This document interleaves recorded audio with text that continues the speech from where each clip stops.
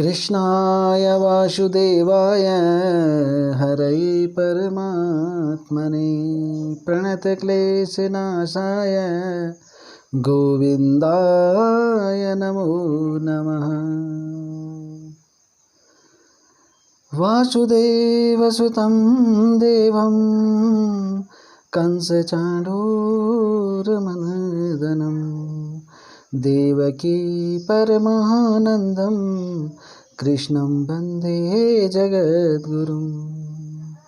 ध्यानमूलं गुरुमूर्ति पूज्यमूलं गुरुपदं मंत्रमूलं गुरुवाक्यं मोक्षमूलं गुरुकृपा। सनातन धर्म की सदैव जय हो। समस्त भारतवासियों को मेरी तरफ से कृष्ण जन्माष्टमी की बहुत बहुत शुभकामनाएं हैं, बधाइयाँ हैं।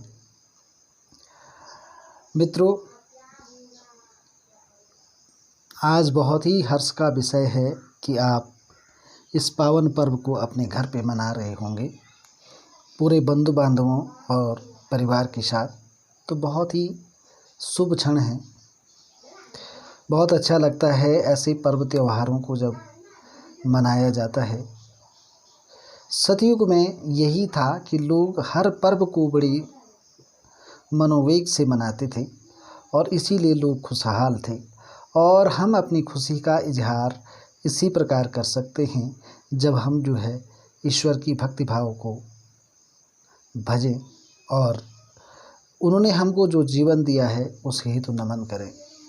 तो मित्रों, कुछ एक मित्रों का सवाल था, प्रश्न था मेरे लिए कि जो सर्वजन मोहन मंत्र है हिडम्बा देवी का, तो दूसरे के लिए प्रयोग कैसे करें। तो इसमें ये है कि जहाँ पर देवदत्त लिखा हुआ है ना, वहाँ पर आप अगर सर्वजन मोहन लिखते हैं, सर्वजन वशीकरण लिखते हैं, सर्वजन मोहन लिखते हैं, तो आप उसको बनाकर किसी को भी दे सकते हैं, ठीक है ना।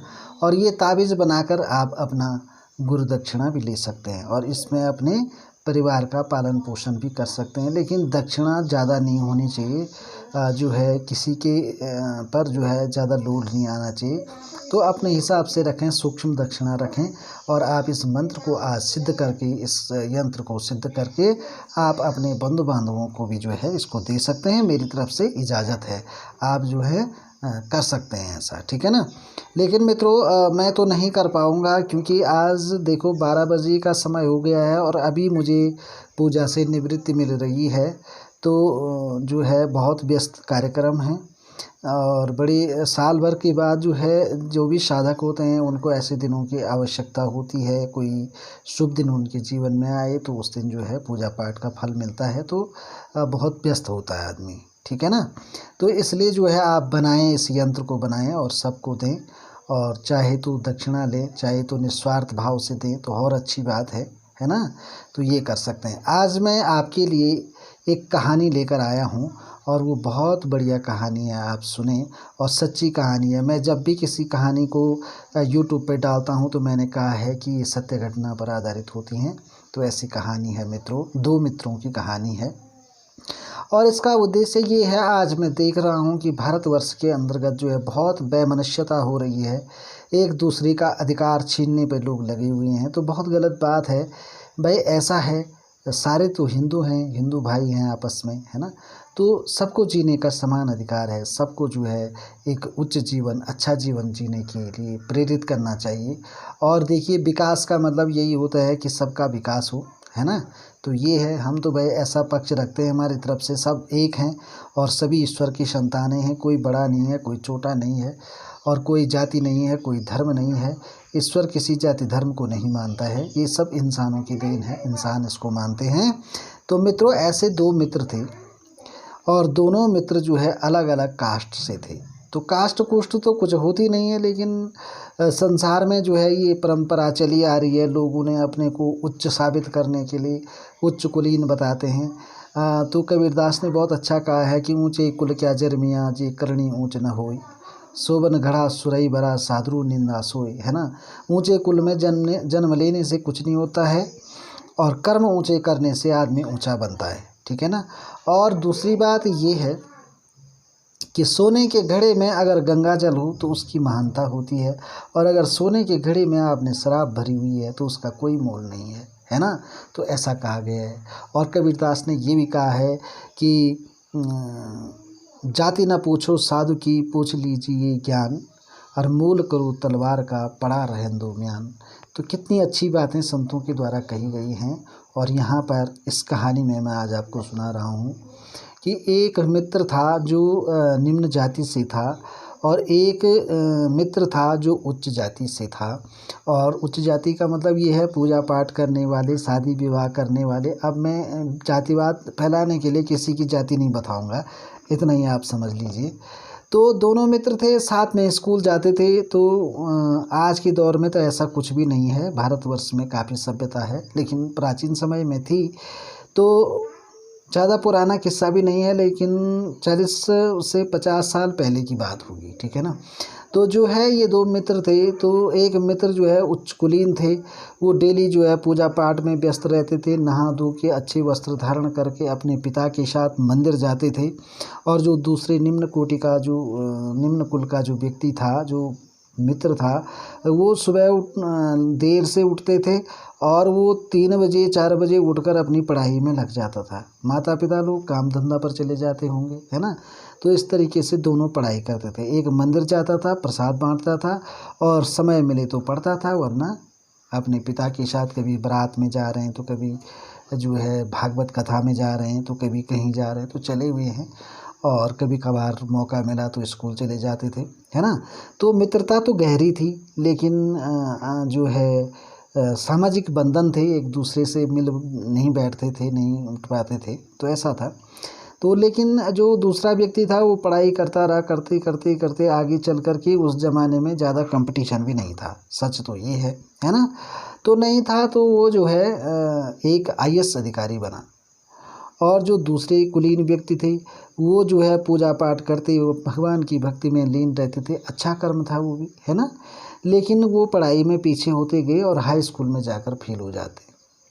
और हाई स्कूल में जब फेल हो जाते हैं तो फिर उस ज़माने की बात थी, पिता जो है हमेशा पूजा पाठ में रहते थे। तो आपने देखा होगा अक्सर पंडित लोग जो हैं बड़े कमज़ोर हो जाते हैं, बिना खाए पिए कई प्रकार के आडंबर भी करने पड़ते हैं समाज में रहने के लिए, है ना। तो वो जल्दी उनकी मृत्यु हो गई। और वो बालक जो था वो अबोध बालक ही समझ लीजिए, हाई स्कूल कर नहीं पाया, परिवार की जवाबदारी आ गई, है ना। तो जवाबदारी आ गई तो फिर जो है वो अपने परिवार में लीन हो गया। अब वो जो है सात्विक पूजा को छोड़कर वो तांत्रिक पूजा के चक्कर में पड़ गया कि भाई अब परिवार को पालना है तो चाहे कुछ न कुछ, बुभुक्षितम किम न करोति पापम, भूखा व्यक्ति क्या पाप नहीं करता है, आपने सुना ही होगा। तो उसने जो है तांत्रिक क्रिया में चला गया और लोगों के जो है पूजा पाठ करने लग गया, भूत प्रेत उतारने लग गया, ऐसी तांत्रिक क्रियाओं में हो गया, ठीक है ना। तो चलते चलते भाई उस ज़माने में नौकरी वाले बहुत कम लोग होते थे, ज़्यादातर लोग फौज में होते थे, क्योंकि फौज में उस समय जो है पकड़ पकड़ के ले जाते थे कि चलो भाई आपको फौज में जाना है, ठीक है ना। कोई क्वालिफिकेशन नहीं थी, बस चले जाते थे। और वो जब घर आते थे तो गढ़वाल में क्या कहीं भी बहुत सारे गाने भी बने हुए हैं उन पे कि फौजी दीदा घर आई ऊँची रंगत ये है। क्यों रंगत कैसे आई? क्योंकि शराब मिल जाती थी। अब पंडित जी भी जा रखे हैं उनके यहाँ पूजा में, उन्होंने भी बोला भाई ऐसा है, ये बोतल है, इसको तू जो है ले जा भाई, शाम को तू भी इंजॉयमेंट कर ले यार, तूने पूजा कर दी। अब एक दिन जैसे उनके मुंह पे शराब लग जाती है तो फिर उनको बड़ा आनंद आता है, सोचते हैं क्यों ना यार हर रोज़ ऐसा किया जाए। तो वो कहीं भी जाते ही पहले डिमांड लिख देते। आज भी वो परंपरा दिख रही है, जब भी कोई पूजा करने वाला जाता है ना तो पहले लिख देता है कि 1 बोतल कच्ची शराब या 1 बोतल पक्की शराब, जो भी है महुआ की शराब, ऐसे जो है अवश्य लिखते हैं कि आप जो है पूजा में उसको लाएं। पूजा में शराब का क्या काम है मेरे मित्र? तो चलिए ऐसा करते हैं। तो वो जो है मौज मस्ती में मस्त होते होते होते एक दिन ऐसा आया कि वो पूर्ण रूप से शराबी बन गए और रास्ते में लेटे हुए हैं। तब उन्हें ये होश नहीं है कि मैं कहाँ लेटा हूँ, क्या लेटा हूँ। अब चलते चलते एक दिन वो उसी मित्र के दरवाजे से जा रही थी, शराब के नशे में चूर थे और गिर गए वहीं। तो उन्होंने कहा कि कौन है? किसी ने बोला अरे वो यार वहाँ वो पंडित जी का लड़का है, वो देखो वहाँ दारू पी के यहाँ लेट गया है। और ये उसने सोचा कौन सा पंडित भाई? वो बाहर आया, उसने देखा उसको, अरे ये तो मेरा मित्र है।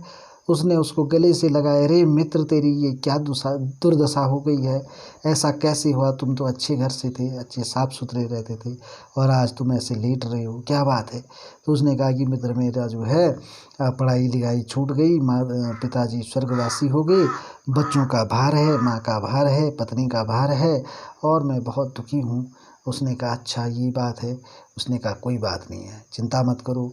उन्होंने उनका स्नान वगैरह कराया, अच्छे कपड़े उनको पहनाए, बोला आज घर जाइए, कल से आप मेरे साथ चलेंगे। फिर वो उनके घर पर गया। उसने कहा होगा कि देखिए जो है ऐसा है, इनको मैं अपने साथ ले जा रहा हूँ कुछ समय के लिए, तो आप जो है चिंता न करें। उन्होंने बोला शराबी से पीछा छूट जाए, चलो अच्छा है ले जाने दो। तो वो चले गए साहब के साथ। साहब ने ऐसा किया कि उनको जो है आउटसोर्सिंग का माध्यम तो आप देख ही रहे होंगे। अभी इस ज़माने में आउटसोर्सिंग और ज़्यादा चल रही है, उस ज़माने में बहुत कम था, लेकिन खरीद देते थे साहब लोग ऐसा थोड़ा बहुत किसी को अपने साथ अर्दली उर्दली बना ही देते थे। तो उन्होंने उसको बना दिया अर्दली, यानी कि चपरासी में उसको लगा दिया और बोला कि भाई देखो ऐसा है, आपको कोई खर्चा नहीं करना है, शराब तो पियोगे तो यहाँ बंद कर देंगे तुम्हें। और ऐसा करना है कि यहाँ पर जितने भी टाइपिंग मशीन जो रखी हुई हैं, आपको निःशुल्क इन टाइपिंग मशीनों पे टाइपिंग करना है। और फिर रात को भी अपने साथ में रख कर उनको बोला तुम चलो पढ़ाई करो। तो उस समय 8वीं पास में भी जो है नौकरियां मिलती थी, है ना। तो उन्होंने उसको करा कुरा के वो टाइपिंग टूपिंग कराया और उनको जो है उसमें फिर आई जो है समूह गौ की भर्ती क्लरिकल की, और उनको बोला चलो भाई फॉर्म भरो। तो भाई समर्थ को नहीं दोष गुसाई हैं, शक्तिमान व्यक्ति क्या नहीं कर सकते। फिर उन्होंने अपने मित्र को जो है उसमें निकाल दिया, और निकाल दिया तो जो है वो मित्र जो है बाबू बन गई। तो बाबू क्या होते हैं, ऑफिस में साहब तो कम ही होता है, बाबू ज़्यादा साहब होते हैं, आपको तो पता ही है ना। तो फिर बन गए साहब। अब साहब बनते बनते जो है उन्होंने बोला भाई सिर्फ साहब बनने से काम नहीं चलेगा, जो है इंदिरा गांधी मुक्त विश्वविद्यालय से आप पेपर भी देंगे। और फिर उन्होंने पत्राचार से उनको पेपर भी करवाए, और करते करते बाद में वो जो है अच्छे प्रशासनिक अधिकारी बने, और वो अब रिटायरमेंट हो चुके हैं। और वो जो जिला अधिकारी थे या उप जिला अधिकारी जो भी रहे होंगे, वो भी रिटायर हो चुके हैं, है ना। और दोनों की मित्रता आज भी बड़े प्यार से एक दूसरे को, परिवारों को अपने घर में बुलाते हैं, और सारे सामाजिक बंधनों को उन्होंने तोड़ दिया है। तो मित्रों, मेरा कहने का तात्पर्य ये है कि क्यों हम लोग ऐसी छोटी मोटी बातों पर लड़ते मरते रहते हैं, और जिस चीज़ को ईश्वर नहीं मानता उसे हम क्यों मानें। कोई भी भक्त भक्ति करता है तो ईश्वर उसके साथ हो जाता है, वो जाति नहीं देखता है ना। तो हम क्यों देखें, हम क्यों अपने भाइयों को बांटते हैं, अपने आपस में लड़ते हैं। जब जो है जो भी बनेगा, जो भी पढ़ेगा, जो भी लिखेगा, वो कुछ ना कुछ तो करेगा ना। अगर माना कोई अच्छा पद पर आसीन कोई व्यक्ति होता है तो वो गांव में कुछ ना कुछ काम तो करेगा, अपना मकान बनाएगा, अपना कुछ करेगा, तो सबको रोजगार मिलेंगे। अगर कोई उच्च पद पर जाता है तो कुछ नहीं करेगा, भागवत कथा तो करेगा ही करेगा, है ना। तो जब भागवत करेगा तो सबको लाभ होगा कि नहीं होगा। तो हमें जितने भी हिंदू भाई हैं सबको प्रेम से रहना चाहिए, एक दूसरे का सहयोग करना चाहिए। एकता में ही शक्ति होती है ना। और अगर इस प्रकार से बंटोगे तो देश बर्बाद होगा, और हमारा जो है सामाजिक जो है पतन हो जाएगा। तो मित्रों, इन शुभकामनाओं के साथ सब पढ़ें, सब बढ़ें और सबका विकास हो, सभी लोग प्रेम भाव से रहें, बंधुत्व से रहें। तो इन्हीं शुभकामनाओं के साथ आपको एक बार कृष्ण जन्माष्टमी की फिर से ढेर सारी शुभकामनाएं। धन्यवाद।